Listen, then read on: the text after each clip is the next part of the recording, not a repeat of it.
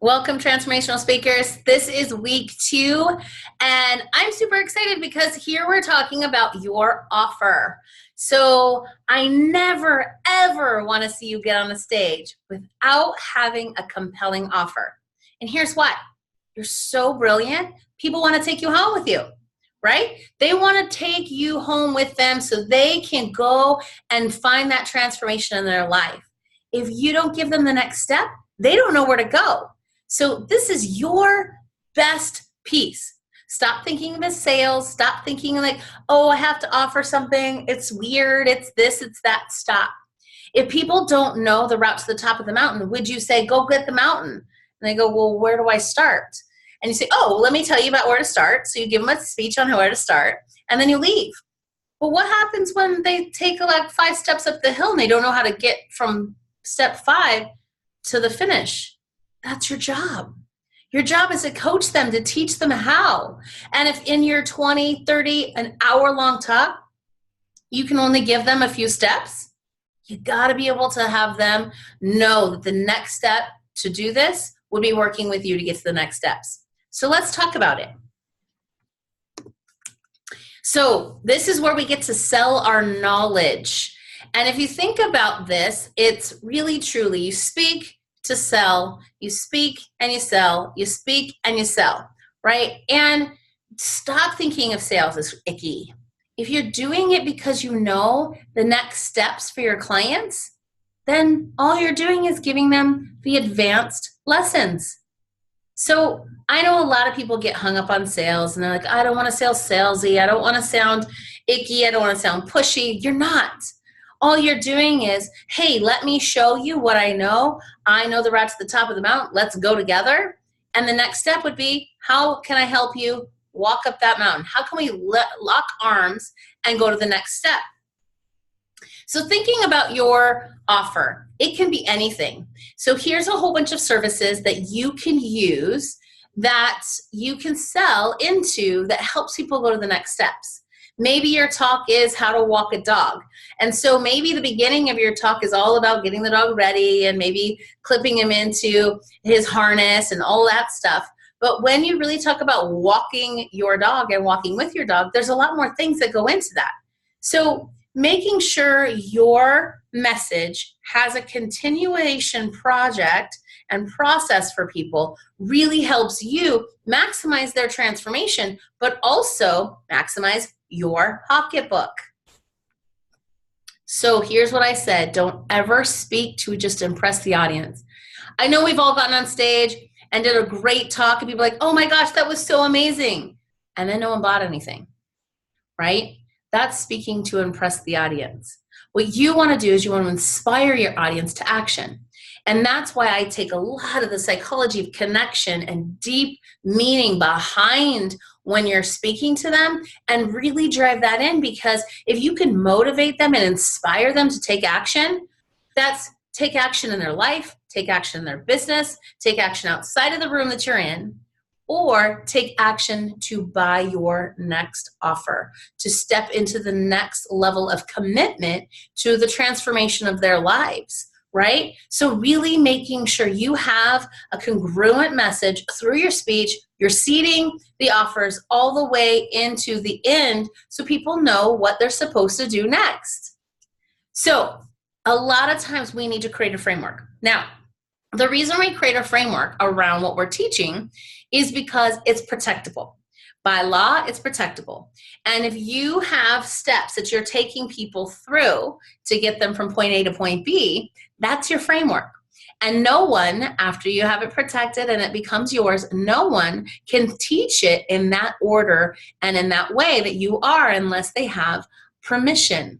So this really helps you. I know a lot of people are super scared about, oh, what if I share this and people steal it and they create their own? Well, that can happen. And there's legal things you can do about that. But when you have a framework, it's obvious. So let's think about some of them. You have Stephen Covey's, right? 7 highly habits of effective people, right? And that is a framework that he created that no one can duplicate without having a license or without, getting permission. So you really want something to be protectable and it becomes yours, but also it's because it helps you take your teaching in a structure that people make it easy to understand.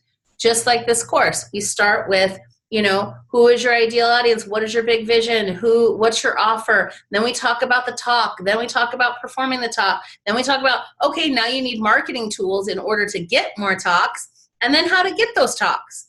So it's a framework of the steps you take with working with me to prepare yourself to go out and be a professional speaker. This also helps you scale your business by allowing others to teach your framework. Now, this is where the licensing comes in. I have a program. It's called the Transformational Speaking Coaching Program, where I teach people to be speaking coaches. And I have a framework. What do I do when I take someone from idea to ovation? And then now it can be duplicated by other people that I teach that become credited, become licensed to then take that information and be able to sell it themselves and to duplicate it. Writing a book that explains your framework in depth. So you can write a book that just goes through all this stuff. That's one product you can use, right? You can create online courses that deliver not only the what, but the how. And you can gain an audience where people know this is the process that Erin takes people through. So they get used to that, and they know that you're credible, and they know that you have a system. This isn't, I haphazardly show up and be like, hey, how can I serve you? And people are like, well, I need to work on my speaking. Okay. Well, where would you like to start, right? This is, let me show you what we do.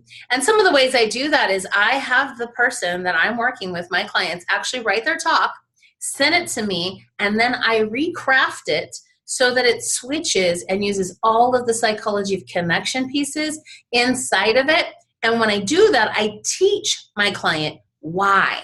So I work myself out of a job because I'm teaching them why they write it a certain way. When do they say this? How do they say this? How do they get callbacks from the audience? How do they get to bounce with the audience? All of those things are really important. And so it really helps when creating a framework so that they can keep moving through the process and know the why, the what, and the how. And so it's really important. And this helps you design keynotes to do this, and it can give yourself an agenda and a schedule when you're teaching a workshop. So you first need to create a framework. You figure out what your offer is, what's the next, easiest step for people that makes so sense to what you just taught them into what's next for them and taking it into implementation. So here's a couple. Like I said, Stephen Covey has the 7 Habits of Highly Effective People. I pulled 2 of these off the internet so you can see that they have a system, a structure. So the person that teaches the 8 coaching principles knows exactly what steps they're on, and so does their client. It gives them a roadmap. So that's why it's important to have a framework as well. It gives them step-by-step. And so let's talk about some of the offers that you could create. You could create an ebook, a regular book. You could be a contributor in a book. I'm a contributor. I wrote an article for Activate Your Life. It's on Amazon. It's 50 transformational exercises from 50 transformational speakers from around the world. And you can do a teleseminar, a telesummit. You could do a real summit. You can do an audio program. Those are kind of a little bit outdated, but some people still like it. Some people learn that way. You can do a webinar or a webcast, monthly memberships, speaking gigs, seminars, live events, courses online, coaching programs, mastermind programs. And what I would say is these are some easy things that you can step into. None of these are overwhelming, and some of them you might need to hire somebody. If you don't know how to do a webinar, you might need to hire someone that can help you or learn it. Or if you don't know how to set up a monthly membership, you might need to have somebody help you with that. But this is taking all of this and putting it into a product that people can buy that takes them to the next step of their learning process. So figure out what the next thing you're going to do is. And anytime you're asked to speak, I get asked to speak at different places. So I have my corporate sector, and then I have my entrepreneurs. And in the corporate sector, I might get a call from Women in Cloud and saying, hey, we'd really like you to come in and talk about elevating your executive presence. Everything I do in speaking coaching relates and correlates. I just have to change the language, right? So then I think, okay, what's the next step for them? They can either hire me as a coach, or I could put an online course together that they can buy, that I can offer them from stage, that's really quick and easy, and then they can go in and do this themselves. They know the next step. They see your value from the front of the room. They see what you're able to do, and then they can walk into one of your products. So create a product, have an offer. Think about, okay, I'm crafting this talk. What offers can I throw in there? Or what offers can I seed? You know, some of the best speakers in the world, one of my favorites is my mentor, Brendan Burchard, and he was speaking on stage in Canada, and he was selling into High Performance Academy. Now, he also has World's Greatest Speaking, a live event. He's got Experts Academy. He's got a lot of courses online. And what he does is, as he's up there, he says, you know, when people take Experts Academy, they learn blah, blah, blah, blah, blah. You're taking notes. You're like, ooh, that sounds like something I would need. And even at the end, if he's selling High Performance Academy and that doesn't resonate with you, you're going to go back to your notes and go, oh, wait, he did say something about this other product. Let me go check out his website and see if that's something for me. So being able to seed some of your offers throughout your talk, so that if maybe people don't have time for one-on-one, or maybe they don't like group coaching and they only want one-on-one. Maybe they like to learn at home, so online courses is their thing. If you have a mix-up and you're seeding them throughout your talk, then you'll have more conversions at the end, because people will find where they like to play best. Most of the time, you can think about it like this. If you bought an online course and you teach online courses, most of the people you want to talk to and offer are going to like online courses, and they're going to find you online. Now, if you like to be in events and seminars, then you should sell into workshops, events, and seminars, because people who are in that room like that, they're going to come to one of those. So thinking about that particular thing, knowing your audience, knowing where they like to play based on where you're at. If you're on a webinar, sell them into an online course. Perfectly makes sense. Now, if you're in a webinar and selling into a live event, some people are not interested in coming to a live event, so that might not be their thing. But if you have both options in your offer, then you really make the difference. So when you buy this course, you can also get a discounted ticket to my live event. And people are like, oh, I love that, right? So knowing that they can pick and choose from your services and seeding throughout the entire talk so that they know all the different ways to play with you. Let's talk about why this matters and how this really comes down to it. We just showed you the industry standards about what is out there, but let's really talk about how do you price something. Now, there is a lot of ways, and I have it on my website, erinlumenjack.com. My opt-in right now is how to make 10K from any speaking stage. And here's how it works. If you really look at it, it's based on this compelling offer conversion matrix. The longer you're in front of somebody, the longer you build the know, like, and trust factor. So you can offer higher price points. So if you know you're doing a 20-minute talk, never offer something more than $500. You're just not going to get the return on investment. You're not going to get as many people into that. And so thinking about that, knowing that if you can start to build a relationship before you get in the room, and that's what's in my free offer online, but if you can start building to that, then by the time you get in front of them, maybe you've spent 90 minutes with them. Maybe they did a free webinar, a free training, or got a free email sequence that gave them up to 90 minutes before they see you, or maybe 60 minutes, and then they see you speak for an hour. Now your time goes up. So now you can offer higher price points. So this is important because it's thinking about not only what you're going to offer them as the next steps, but also thinking about how much they pay for the ticket to the room you're in right now. How much should they, invest to come to your workshop, your webinar, your whatever? So then you know what the next steps would be. Now, I wouldn't sell a ticket to a workshop for $35 and sell into a $36,000 package. That's a big jump, right? And that would take me, according to this, that would take me 2 to 3 days. And if it's a one-day workshop, that's not going to be enough time to build that where I can offer that. Now, my Speaker Success Summit is 3 days. So I have 3 days of me and some other speakers, but really truly they get to know me. They see the value. They see all the different things I have to offer. And there's a lot of different price points that people can come in. And then when I offer my high-end package at $50,000, they're already ready for that because they've seen the value. They've been there. They've seen what you're capable of. And they're like, this is the investment for me because I know I want point B. And the quickest way to point B is her big offer. I'm in, right? But if they're not, maybe they can just do your online course and build towards it, right? So making sure you have different price points for different people, but also for how long are you in front of these people so that they get to build the know, like, and trust with you. So I'm going to just show you a couple. I've taken some pictures of other people's forms so you can have these ready for yourself. Some people like to do them ahead of time. Some people like to do it during the offer. Some of these, one on the left breaks it down, shows you why she has it the way she does. You know, you can opt in for her free gift right there and turn in your paper without any credit card information. Okay, so knowing that she has a place for that, and if you have the free gift, you just turn that in and it has your name, email, and phone number.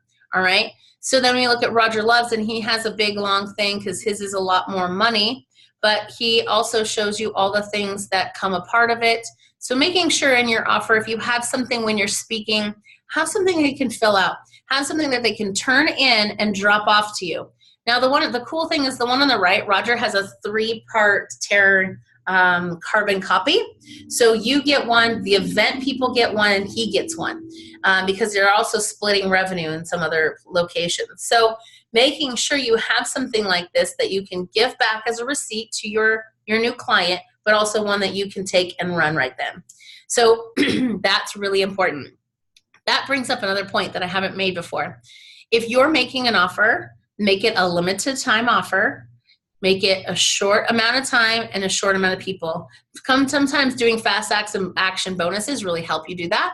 But also, you don't want people to have to sit around and think about it because by the time they go home and think about it, if you give them time to think about it, then they're going to talk themselves out of it. You know that if you've ever been to an event and there was something you really, really wanted, if you didn't purchase it right then, by the time you left that event, you're like, yeah, okay, you know, maybe I didn't need it. Maybe the universe was talking to me. I don't know. You know, I'd rather go on vacation with my family. Like, there's so many excuses we can use. So it's always important, whether you have somebody on the phone, whether you have somebody on a webinar, whether you have somebody in person, get their information then. And if they want to, you can always say, all right, well, fill this out. You have 3 days. This one says you have 30 days, right? You have 30 days to change your mind. If you would anytime want that money back, just reach back out to us and we will do that, right? So making sure you give them that, then they don't feel so scared and trepidatious about just filling it out and turning it in, okay? So get their information right then and there because you will lose more than 60% of your sales if you don't close right when they're in front of you. So now that you know how to craft your offer, now that you are thinking about what you can do for next steps for your clients, write it down, figure it out, create your framework. Okay, if I'm going to create a talk, and the reason we do the offer before the talk is because then we can seed it inside of the talk, right? So creating your offer gives us the platform to know, okay, if I'm speaking about all this, it's got to lead to the offer, right? I'm not going to be talking about dog walking and then sell hot dogs, right?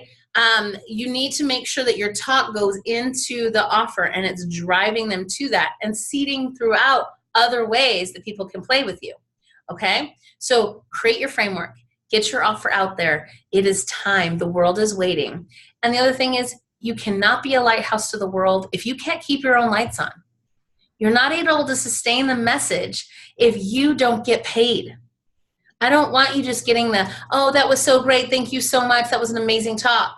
I want you to transform people's lives. You're a transformational speaker. Transforming lives is what you do. And most of that's not done from being in front of the room. It's when you're working with them in a deeper level. So create your offer. I can't wait to see it. Thank you so much. And we'll see you next week.